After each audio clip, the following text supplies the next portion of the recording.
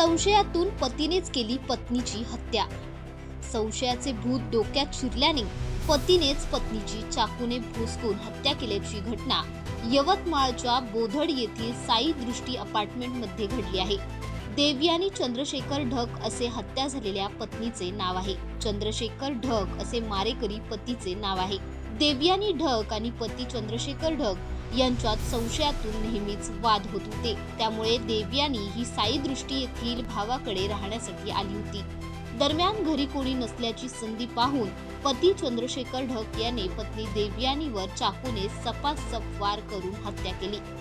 यात लाहोरा पोलिसांनी मारेकरी पतीला ताब्यात घेतले आहे। लाहोरा पोलिसांच्या हद्दीमध्ये बोदड या ठिकाणी साई दृष्टी अपार्टमेंटमध्ये एका इसमानं त्याच्या पत्नीला संशयाच्या कारणावरून चाकूने हल्ला करून जीवानीशी ठार मारलेला आहे। सदर इस्माला ताब्यात घेण्यात आले आहे। त्याचं नाव चंद्रशेखर नारायण ठग असं आहे। राहणार सोनाईनगर भोसा बायपास साई अक्वाच्या पाठीमागे यवतमाळ असं असून त्याला सध्या ताब्यात घेण्यात आले आहे आणि पुढील तपास सुरू आहे। प्रथमदर्शनी तर संशयाच्या कारणावरून सदरची घटना घडल्याचं समजतं आहे। पुढील तपास सुरू आहे।